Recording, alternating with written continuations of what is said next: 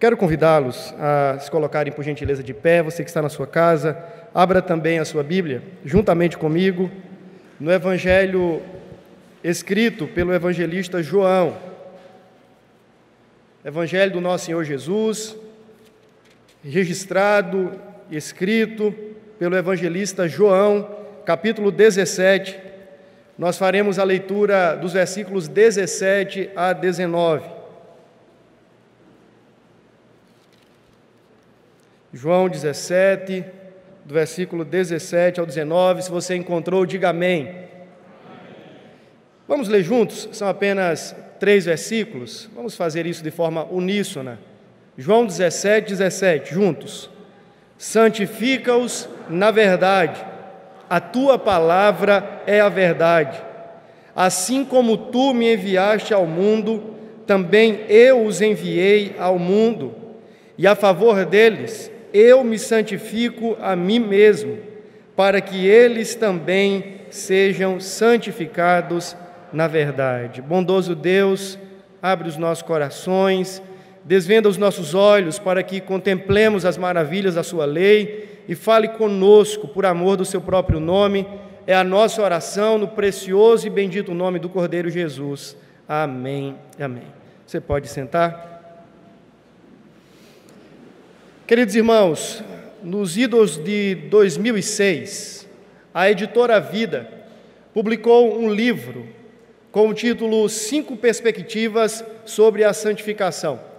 Como o próprio título sugere e se propõe, a obra visa ladear diversos pontos de vista acerca desta preciosa doutrina que perpassa toda a Escritura, a saber, a doutrina da santificação, da obra de Cristo, da obra do Espírito, pró-santificação dos eleitos de Deus. E ali ele vai desde o perfeccionismo wesleyano, passando pela visão agostiniana, liberal, pentecostal, chegando naquilo que conhecemos como a perspectiva da tradição reformada acerca desta preciosa doutrina. Como igreja presbiteriana que somos, nós temos uma tradição, nós temos todo um lastro teológico que fundamenta aquilo que nós professamos e cremos. Então, obviamente que a nossa abordagem em relação a esse texto partirá desse lastro fundamental que está posto, obviamente, nas Escrituras e sistematizado por aquilo que ficou conhecido como movimento da Reforma. Então, nós iremos hoje falar um pouquinho sobre essa doutrina, pensando a partir da ótica da tradição reformada. Quando eu me deparei com o título desse livro, fiquei pensando assim, mas por que 5 perspectivas sobre um tema que deveria ser tão comum e trivial para aqueles que pertencem ao Senhor? Afinal de contas, nós não estamos aqui falando de dons espirituais ou de escatologia, estamos falando de santidade, de algo que deveria ser uma prerrogativa comum para todos nós, algo profundamente experiencial, na verdade, muito mais experiencial do que teórico e abstrato. Então, por que tanta controvérsia num tema que talvez seja tão simples? A verdade é que pode até parecer simples, mas não é simplista, nem muito menos simplório falar sobre santificação. E a gente entende, à luz de uma teologia maior, que se nós falharmos, se nós formos enganados nas nossas convicções teóricas, por assim dizer, certamente erraremos na praxe, na prática daquilo que nós professamos como convicções, que estão bem estabelecidas e fundamentadas em nossas mentes e corações. Isto é, a fé cristã, ela é uma fé que está baseada em proposições, de modo que não tem como eu dizer assim, olha, eu sou um cristão e eu tenho experimentado a vida com Deus e a minha vida é profundamente empírica, a minha espiritualidade é profundamente empírica. Eu vou vivendo, experimentando e eu vou sentindo e as coisas vão acontecendo. A fé cristã, ela é proposicional, de modo que eu preciso de verdades, de proposições, de convicções, para então viver corretamente a minha experiência prática. E se nós erramos nas convicções, se nós erramos na doutrina, se erramos naquilo que chamamos de ortodoxia, certamente erraremos na ortopraxia.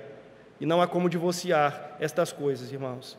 Portanto, apesar de parecer um assunto comum, talvez estas correntes e diversas percepções possam estar de alguma forma arraigadas ainda em nosso coração. Talvez você seja um cristão presbiteriano, reformado, mas que tenha aqui ou acolá vestígios de uma outra percepção acerca desta doutrina que tem lhe levado talvez a uma prática da santificação que não seja tão coerente com as Escrituras. Então, essa é a nossa proposta nessa manhã.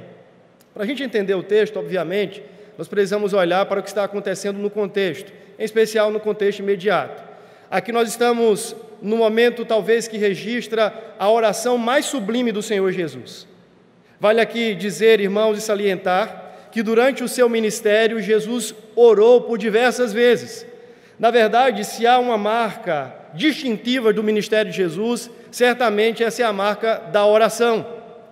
Se você lê o Evangelho de Lucas, em especial, com os olhos analíticos, você perceberá que não uma ou duas vezes, mas diversas vezes o mestre está orando, buscando a Deus.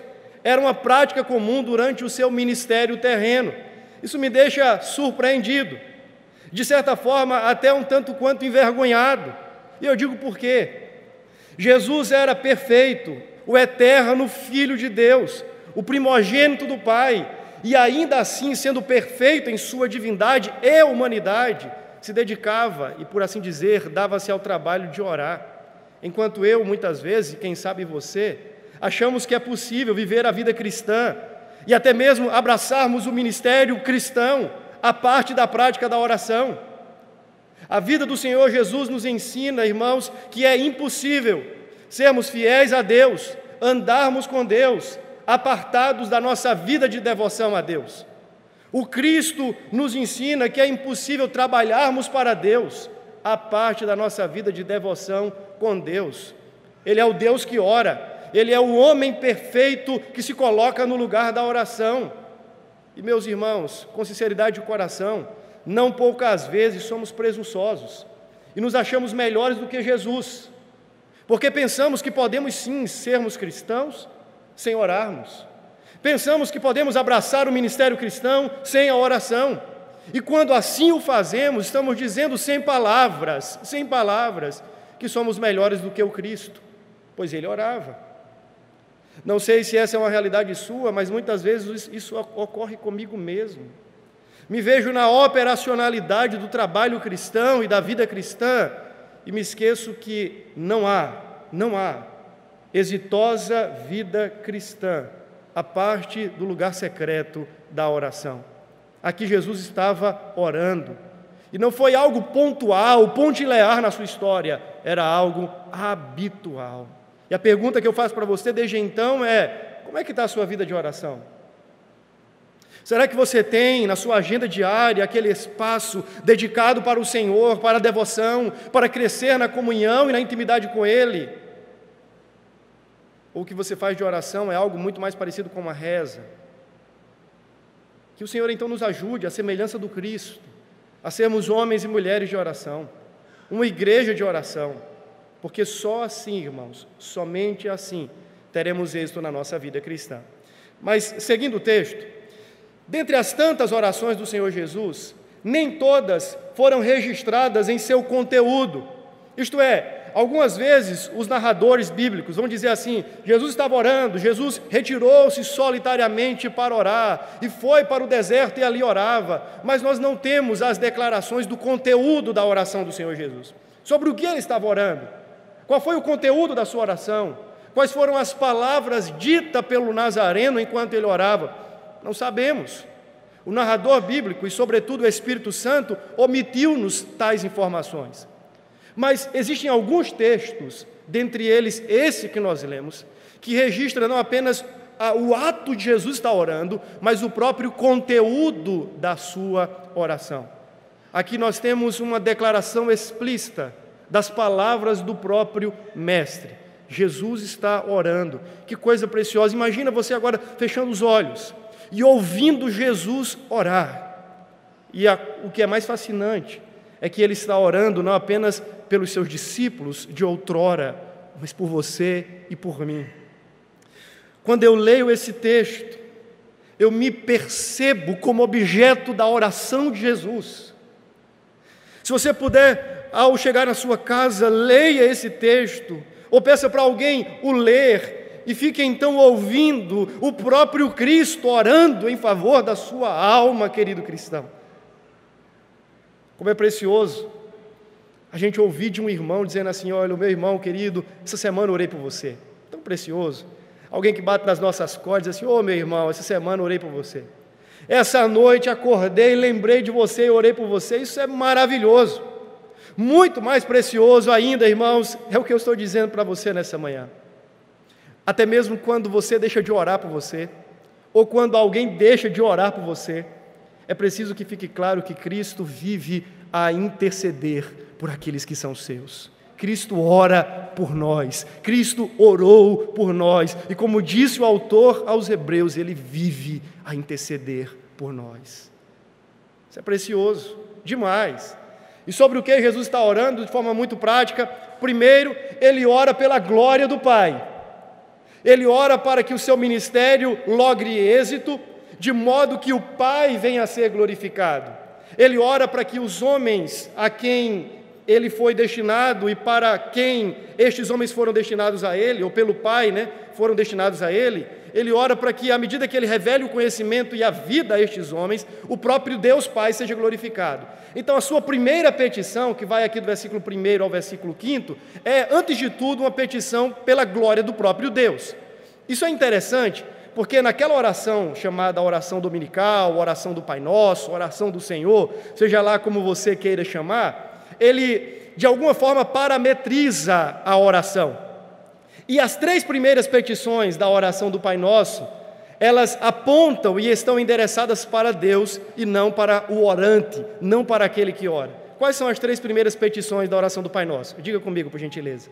Primeira petição. Primeira, santificado seja o teu nome, vosso nome. Segunda petição, venha a nós o vosso ou teu reino. Terceira petição, seja feita a vossa vontade, assim na terra como no céu. Percebam que aqui é estabelecido um parâmetro, que até mesmo na oração, a primazia, a preeminência de todas as coisas é a glória de Deus, e não as nossas ambições pessoais. Irmãos, nós existimos para a glória de Deus, essa igreja existe para a glória de Deus, todas as coisas foram formadas para a glória de Deus, e até as nossas orações devem ser feitas primeiramente pensando na glória do nome de Deus. Porque importa mais a glória de Deus do que a nossa própria glória, importa mais o nome de Deus do que o nosso próprio nome, importa mais o reino de Deus do que os nossos castelos de areia, importa mais a santidade e a honra do nome de Deus do que a nossa própria reputação. A glória de Deus primeiro, os nossos interesses depois. Jesus ensina isso como um padrão na oração do Pai Nosso, e depois Ele o faz quando ora sacerdotalmente pelos seus discípulos. Segundo, depois Jesus ora, agora em favor dos discípulos, pela proteção, pela segurança espiritual destes. Ele ora para que estes discípulos que estariam no mundo fossem guardados do mundo, fossem guardados do maligno. É sabido, irmãos, que nós estamos vivendo num mundo hostil a nós e a Cristo. De modo que, se não fora a intercessão dele em nosso favor, pelas nossas almas, não poderíamos, em hipótese alguma, permanecermos ilesos na nossa jornada de fé. Certamente o nosso destino seria a semelhança do de Judas, que aqui nesse texto é mencionado, seria a perdição, se não fora Cristo a interceder e velar por nossas almas. Uma vez pregando nesse texto eu disse, em alguma medida, por natureza, somos todos Judas, todos filhos da perdição, todos destinados à perdição, mas Cristo, em sua graça, mudou a destinação da nossa alma, nos oferecendo vida e vida eterna. Por que nós estamos aqui e não nos desviamos como tantos outros? Porque ainda que diante de uma resistência e hostilidade do mundo, ainda permanecemos olhando para Cristo como autor e consumador da nossa fé.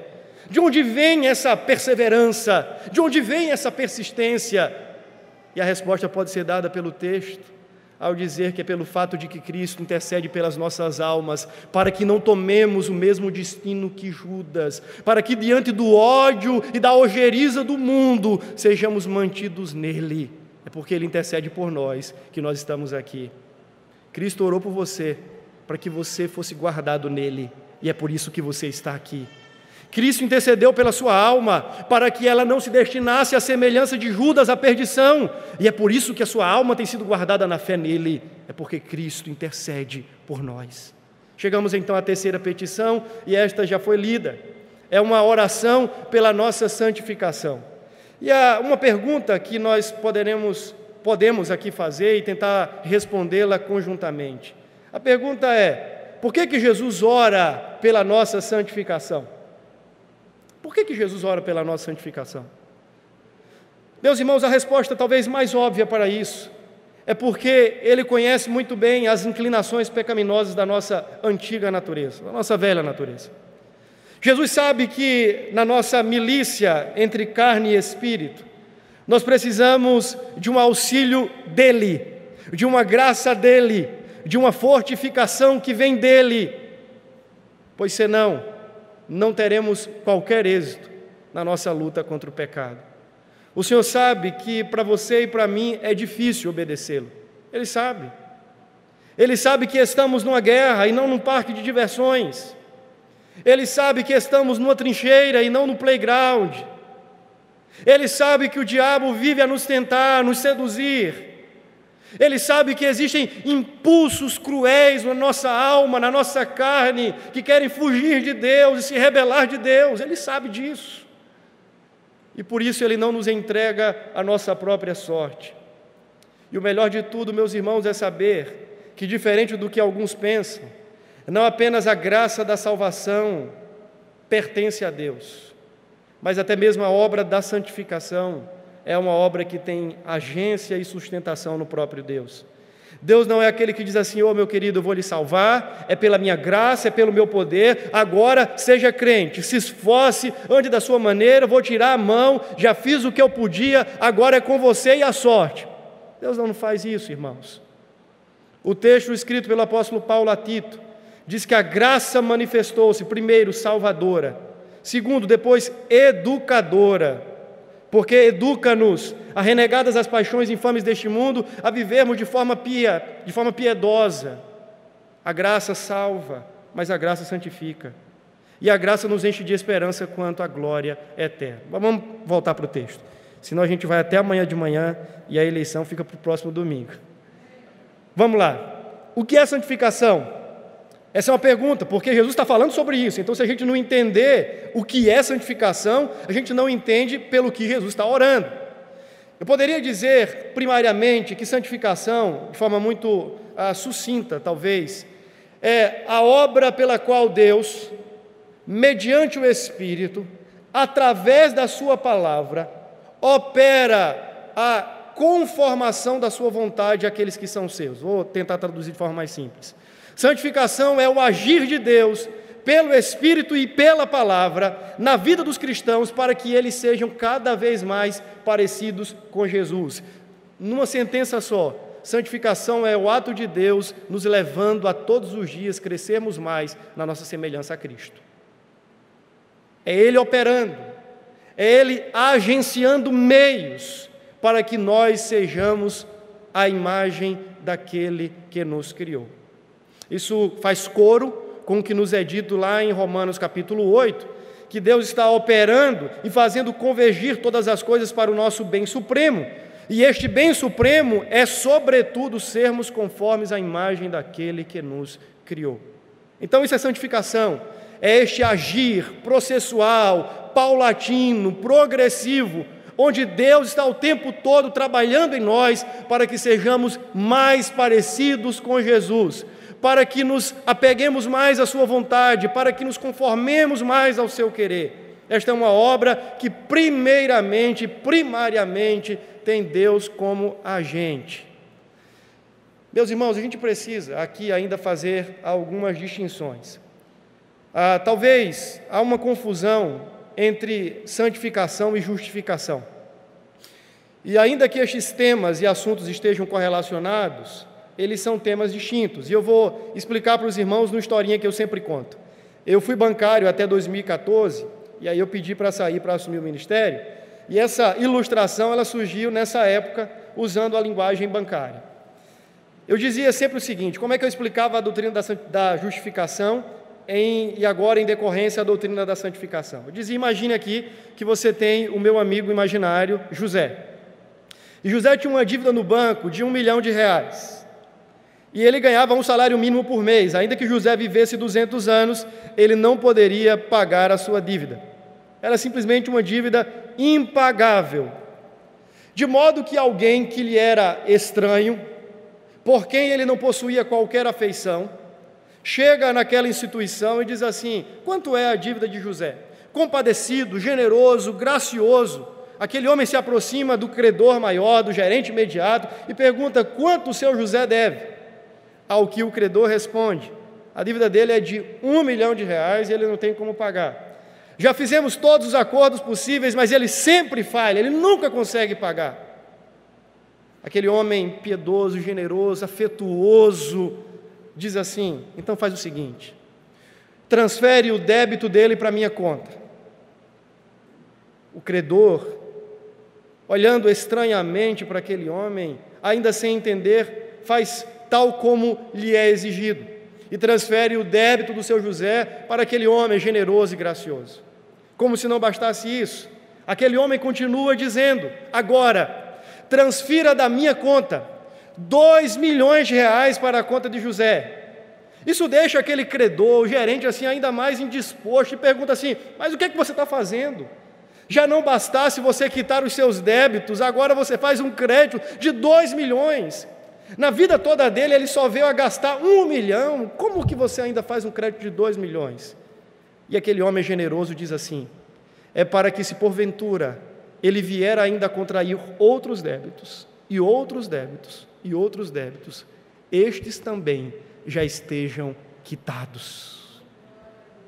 Essa é a doutrina da justificação, é um ato forense, declaratório, legal, pelo qual Deus imputa a nossa injustiça em Cristo e imputa sobre nós a justiça de Cristo. A nossa desobediência é transferida para Ele, enquanto que a sua obediência é transferida para nós. A nossa conta recai sobre Ele e o seu crédito de graça recai sobre nós. É por isso que o apóstolo Paulo, escrevendo a sua carta aos Colossenses, no capítulo 2, diz que ele encravou na cruz do Calvário o escrito de dívida que era contra nós, de modo que não apenas não devemos mais, isso é uma parte, mas agora temos um crédito da justiça de Cristo sobre a nossa vida. Isso é mais do que perdão de pecados, é uma declaração de inocência, é uma carta de alforria. Você e eu estamos livres da condenação e podemos dizer, como o apóstolo Paulo escreveu aos Romanos: agora, pois, visto que a sua justiça me foi imputada, nenhuma condenação há para aqueles que estão em Cristo Jesus, o nosso Senhor. Louvado seja Deus. Isso é justificação. Mas ok, e onde é que entra a santificação? A santificação, portanto, é o processo que decorre deste ato. A justificação é um ato que pertence tão somente a Deus, a gente chama de ato monergístico, é exclusivo de Deus, ele não precisa de força de ninguém, ele vai lá e opera sozinho. Mas agora, aquele senhorzinho generoso, bondoso, gracioso, diz assim: eu não posso deixar seu José da mesma forma. Ainda que tenha um crédito na conta dele que ele pode usar, ele não deve usar. Então eu vou fazer algo, eu vou me oferecer a seu José agora, para ser o seu mentor administrativo. Eu vou organizar as suas contas, de modo que ao passar do tempo ele venha a dever cada vez menos, ele venha a contrair menos débitos. É aí onde entra o processo de santificação.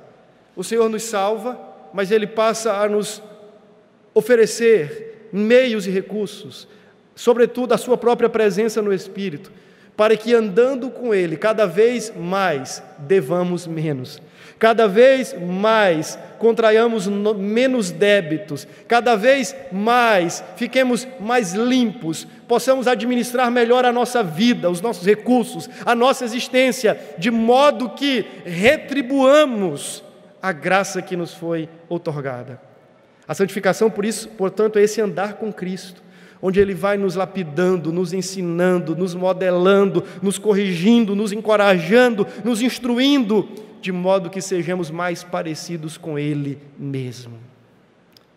Quando a santificação então termina, de duas formas: ou se consuma, não termina, mas se consuma, se estabelece plenamente, ou quando a gente morre e vai ao encontro de Jesus, ou quando Jesus vem ao nosso encontro. Até lá, a gente vai seguindo dia a dia no processo santificatório. Uma pergunta para os irmãos: é possível alguém ser mais justo do que outro? Por exemplo, é possível o irmão que está aqui na minha frente ser mais justo do que eu em Cristo Jesus, sim ou não? Não, né? A justiça é una. Todos nós fomos graciosamente justificados em Cristo. Há uma justiça só. Há uma segunda pergunta: é possível o irmão à minha frente ser mais santo do que eu no sentido do processo? Sim ou não? Sim. É possível que eu seja hoje mais santo no processo do que fui ontem? Sim ou não? É claro que sim. Por quê? Qual a diferença? Enquanto que a justificação é um ato, a santificação é um processo. Então a gente vai caminhando, e às vezes a gente se descaminha nesse processo. Só para a gente terminar a questão da explicação sobre a santificação, então a santificação é esse processo resultante da justificação, por meio do qual o Espírito Santo vai operando em nós. Até aí, ok? Existem duas dimensões da santificação, dois aspectos. O primeiro deles a gente chama de aspecto definitivo ou posicional, e o segundo é este que eu acabei de explicar para os irmãos, o aspecto processual, é o que vai acontecendo progressivamente ao longo da nossa lida, ao longo da nossa história. O aspecto definitivo tem a ver com a nossa união com Cristo. À medida que nós nos unimos em fé com Cristo Jesus, nós recebemos dele aquilo que ele é. Deixa eu tornar isso ainda mais claro. Lá em Romanos, capítulo 3, o apóstolo Paulo, falando dessa união nossa com Cristo, ele diz assim, se com ele fala isso em Colossenses 3 e fala isso em Romanos também. Romanos diz que nós estamos com ele assentados nas regiões celestiais. Em Colossenses 3, ele diz que com Cristo nós já morremos, com Cristo nós ressuscitamos e com Cristo nós seremos glorificados. A ideia de que nós estamos unidos a Cristo de tal forma que aquilo que Ele é, em algum sentido, nos define. Ele é santo, logo, nele, unidos a Ele, nós somos santos. Ele é justo, logo, unidos a Ele, mediante a fé, nós somos justos. Ele é perfeito, logo, unidos a Ele, mediante a fé, nós somos perfeitos. Isso é, posicionados em Cristo, nós somos o que Ele é. Deus nos enxerga a partir de Cristo e nos vê tal qual Ele é. Na escatologia, a gente chamaria, talvez, essa divisão aí do já e do ainda não. Por exemplo, o reino já está entre nós, sim ou não? Sim. O texto bíblico vai dizer ainda que Jesus afirma que o texto está em nós. O reino está em vós. Mas o reino ainda não está consumado, de modo que o reino está, mas ainda não está em sua plenitude. A salvação já nos é dada, já nos é oferecida para ser aqui usufruída, sim ou não? Mas ainda nós estamos aguardando o dia em que esta salvação nos seja plena. É o já e o ainda não. Podemos retirar esse aspecto da escatologia e agora fazermos uso dele na santificação, entendendo que nós já somos perfeitamente santos, nós já somos perfeitos em Cristo Jesus, mas ainda não. Na nossa relação de união com Ele, nós já somos tudo o que Ele é, mas na prática e na história ainda não. Agora, deixa eu aqui abrir um parênteses para falar algo que talvez seja muito interessante e salutar. Quando a gente fala do já e do ainda não, na ideia da escatologia, parece que as coisas estão progredindo para se tornarem aquilo que foi proposto para que essas coisas sejam. Na ideia da santificação, o pastor John Piper fala algo muito interessante. Não apenas da santificação, mas da vida cristã como um todo. Ele diz que nós não estamos correndo a vida cristã para nos tornar o que ainda seremos. Como se fosse assim, eu estou me aperfeiçoando dia a dia para então ser perfeito. Eu estou correndo de santidade em santidade para então ser plenamente santo. A lógica do pastor John Piper não é essa, e eu creio que seja a lógica mais bíblica. Ele diz que na vida cristã, nós estamos nos tornando o que já somos. Isso parece um tanto quanto paradoxal, mas a ideia não é de que eu vou de santidade em santidade me tornando plenamente santo. A ideia é que eu sou plenamente santo e, portanto, eu preciso evidenciar essa santidade que já é plena pela minha união com Cristo pela fé, na vida aqui e agora. Não é que eu vou caminhando de perfeiçãozinha em perfeiçãozinha para então ser perfeito. A ideia de que eu já sou perfeito e por essa razão preciso externalizar esta perfeição na lida, lutando com as minhas imperfeições dia a dia, não para me tornar perfeito, mas porque já fui feito perfeito em Cristo Jesus. Isso estabelece uma relação entre evangelho e lei, e a gente precisa entender, irmãos, que à luz das Escrituras, os indicativos, o evangelho vem primeiro, a lei depois, os imperativos depois. Lembra de Êxodo 20? Os 10 mandamentos, o decálogo? Antes do Senhor dar a primeira ordem sobre adoração, sobre culto, Ele faz uma declaração. O que é que está escrito naquela declaração? Alguém lembra? Antes, é como se fosse o prefácio do decálogo. O que é que está escrito ali? Eu sou quem? O Senhor vosso Deus, que vos tirei da terra do Egito, da casa da servidão. Portanto, não tenham outros deuses diante de mim. Percebam que o Senhor estabelece uma relação indicativa. Eu sou Deus e agora vocês são o meu povo, porque eu os resgatei, eu os redimi para isso. Vocês, portanto, são o meu povo. E agora, doravante, não adorem outros deuses. Por quê? Porque vocês são o meu povo e eu sou o Deus de vocês. Isso é evangelho. Por quê? Porque a redenção os alcançou, porque vocês são salvos. Agora, vocês precisam viver diferentes do que viviam outrora. O evangelho e a lei. O indicativo e os imperativos. Porque eu já sou santo. Porque em Cristo eu sou perfeito. Porque em Cristo eu sou justo. Então, eu passarei a viver de modo que resplandeça, que revele toda essa minha nova identidade. Um último aspecto aqui sobre a questão da santificação é que ela tem duas faces. A primeira face da santificação a gente conhece bem e tem a ver com aquilo que a gente chama de negativas.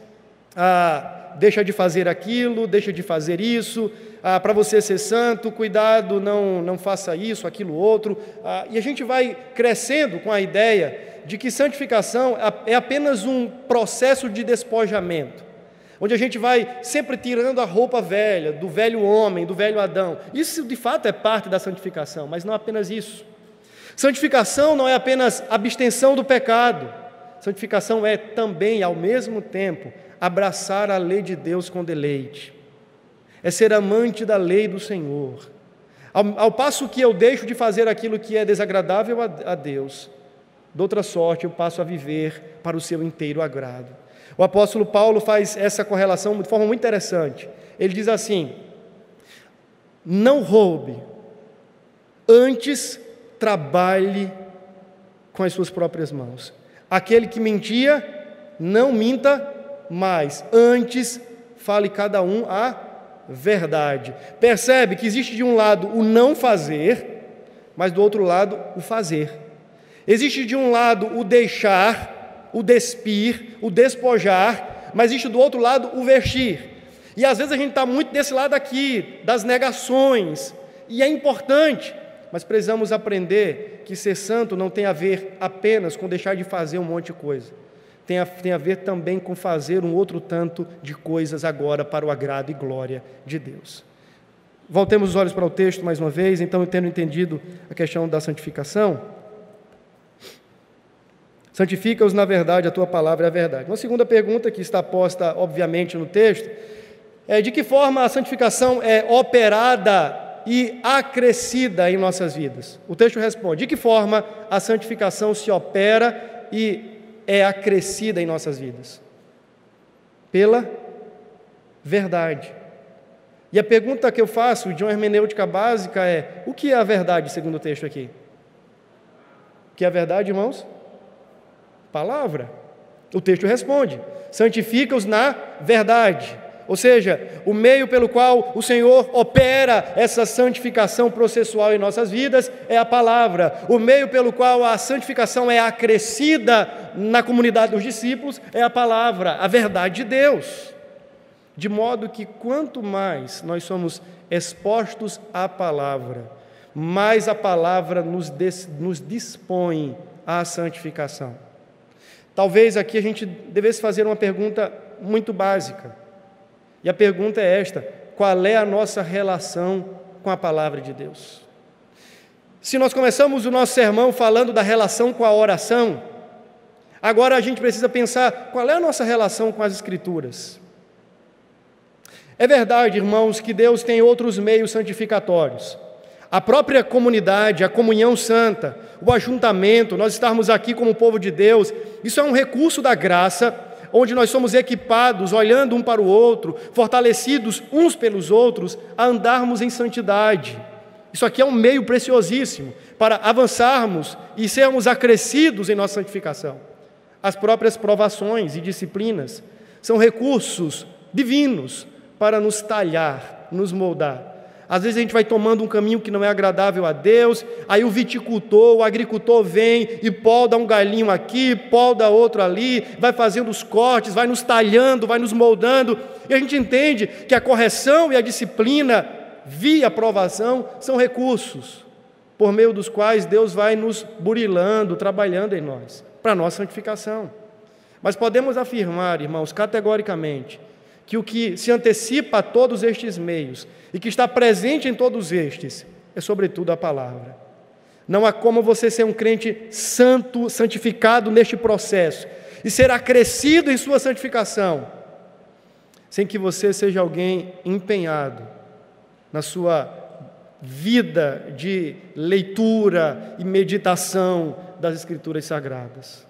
Não tem como você crescer em santificação sem antes que você cresça em devoção.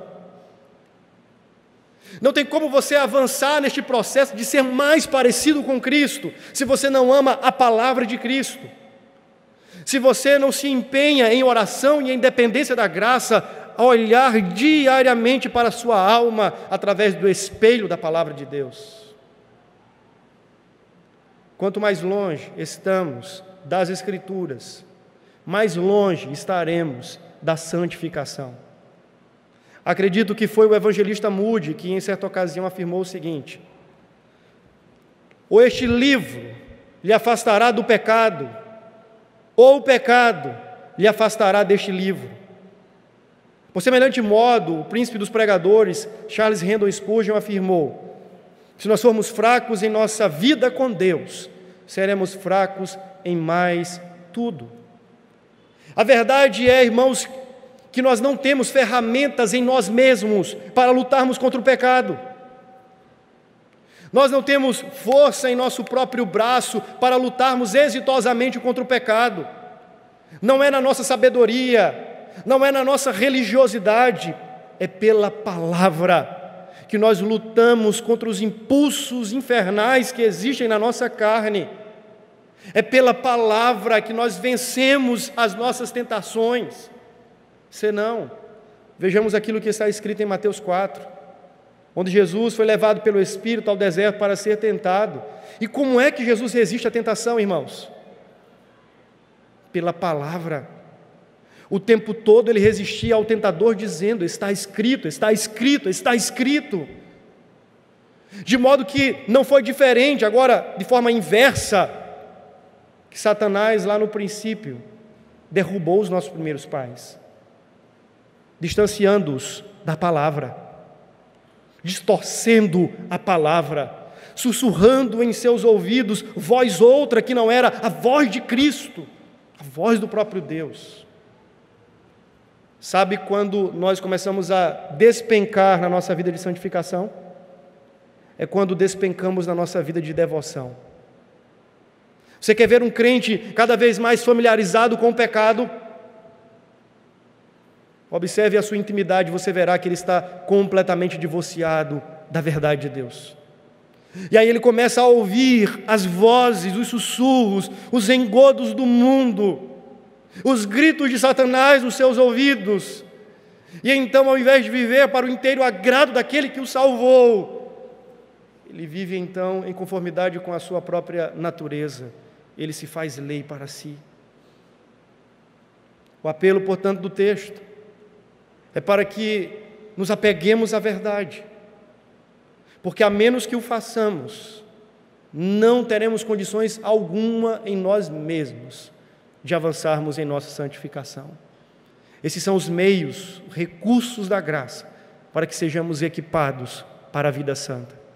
Portanto, saia daqui nessa manhã dizendo assim: Senhor, ajuda-me pelo Teu Espírito a amar mais a Tua palavra, a desejar mais o conhecimento do Senhor e, como escreveu o profeta Oséias, a conhecer e a prosseguir em conhecer ao Senhor. Ajuda-me, Senhor, porque até mesmo esse impulso precisa vir da graça de Deus.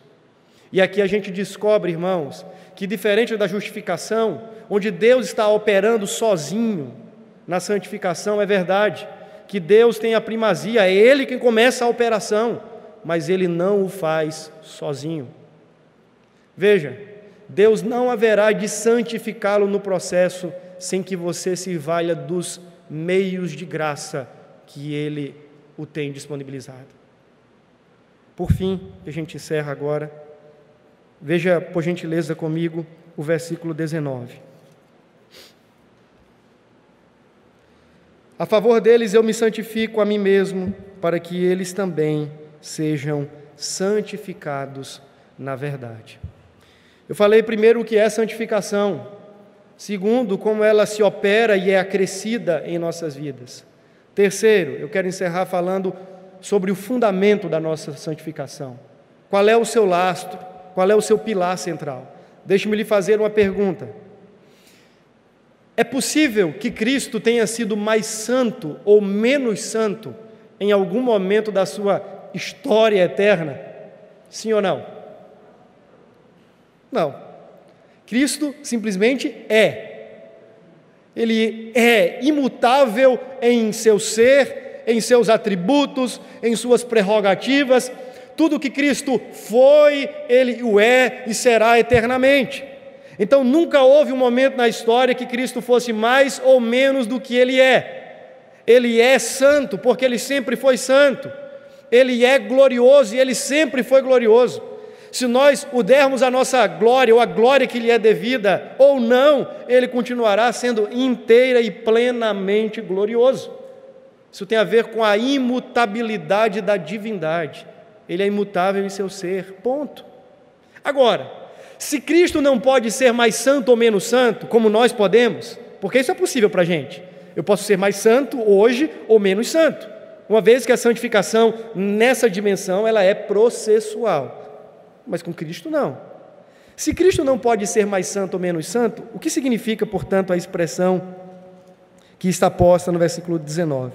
A favor deles eu me santifico a mim mesmo. Ora, essa linguagem parece um tanto quanto estranha, porque como é que Cristo pode se santificar, ser acrescido em sua santificação, uma vez que Ele já é a plenitude de toda a santidade? Se a santidade é o seu próprio adorno, a sua própria beleza, se Ele é o Santo de Israel, de que forma Ele pode ser ainda mais santificado? Na verdade, essa linguagem, ela é uma linguagem extraída do Velho Testamento. Lembra que essa oração é comumente conhecida como oração sacerdotal? O sacerdote que se punha a orar pela congregação, a interceder pela congregação de forma mediatória. Isso acontecia desde lá atrás. Alguém que se colocava entre o povo e Deus para interceder por esses. Só que na relação entre sacerdote, Deus e o povo, não ficava só nas palavras. Não era só apenas apresentar-se diante de Deus e dizer: Senhor, tem misericórdia do povo, Deus age com a remissão dos pecados desse povo. Não era apenas assim. Adjunto à oração do sacerdote era apresentado um sacrifício perfeito, um cordeiro, sem mácula, sem defeito, sem mancha. Deveria ser apresentado adjunto à oração do sacerdote. Ele intercedia e depois derramava o sangue do animal, ou vice-versa. Oferecia o sacrifício e então intercedia em favor do povo. Preste atenção na linguagem do texto. Versículo 19, mais uma vez. A favor deles eu me santifico. Essa expressão, ela está profundamente arraigada no conceito de vicariedade. Uma entrega vicária, expiatória, alguém em favor de outros. A ideia, portanto, aqui é de que o sacerdote agora se faz oferta. Ele está se santificando no sentido de que ele, como sacerdote, está sendo entregue como oferta para a santificação dos eleitos. Ele, como sacerdote perfeito, é ao mesmo tempo o sacerdote e o cordeiro, sacerdote e a oferta, a intercessão e a entrega do próprio sacerdote. E ele diz assim: eu me santifico. A ideia é: eu me consagro, eu me entrego como oferta santa, como oferta perfeita. Para quê? Com vistas a quê? Para que estes que o Pai me deu sejam santificados na verdade. E quando foi que isso aconteceu? No madeiro, na cruz do Calvário. Sabe qual é o fundamento, portanto, da nossa santificação? É a obra expiatória, vicária, substitutiva de Cristo Jesus.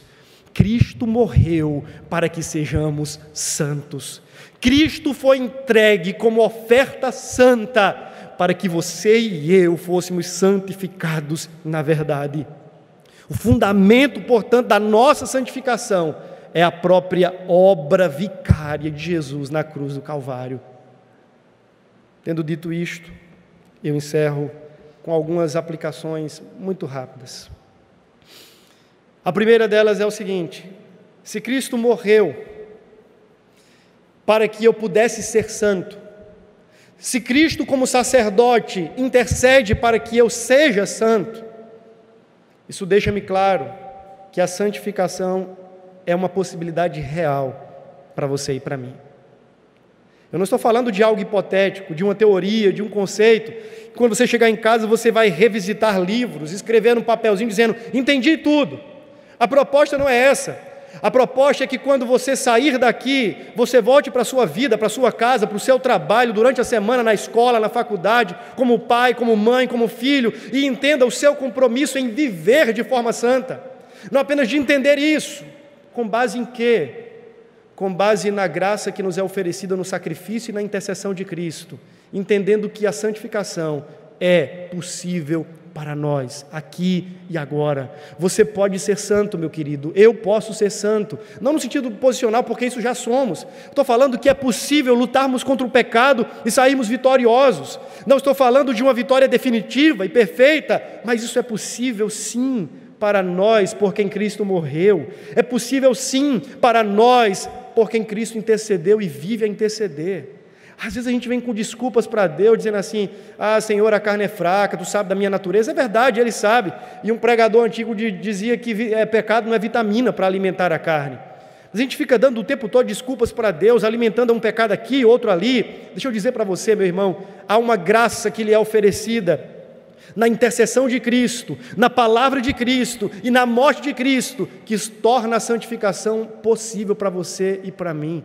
Às vezes Satanás vem nos nossos ouvidos e sussurra dizendo: não, você não pode ser santo, isso é coisa exclusiva para uma casta de pessoas, pastores, presbíteros, diáconos, missionários, isso é para eles, você é um crente comum, então viva a sua vida mediocremente. Isso é algo verborrágico que vem do maligno. A verdade bíblica é: se Cristo intercede por mim, se a palavra de Cristo me foi dada, Se Cristo morreu vicariamente para que eu seja santo, logo é possível sim lutar contra o pecado. É possível sim ser vitorioso em minhas tentações, porque Cristo venceu por mim. E talvez você possa estar se perguntando, mas pastor, e quando eu não vencer? E quando eu me esbarrar com a tentação, e ao invés de vencê-la no poder de Deus, na graça de Deus, pelo Espírito de Deus, eu for vencido por ela, o que faço? Eu digo, lembre-se do seu Zé.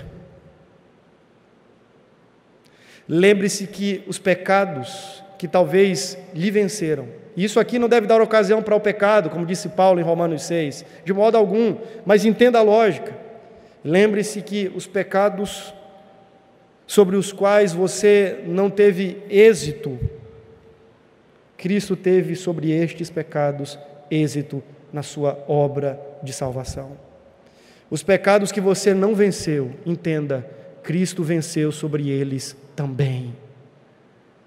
Não apenas Cristo venceu sobre os nossos pecados e tentações, muito mais que isso.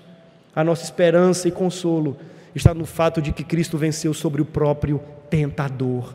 Ele esmagou a cabeça do descendente da serpente na cruz do Calvário. E Satanás vai dizer assim, você não é digno de estar aqui. Ei, você pecador, quem você pensa que é para estar aqui, principalmente os irmãos que servem na liturgia, você não é digno de estar tocando, fazendo isso, aquilo. E você diz, é verdade, Satanás, eu não sou digno de nada mesmo.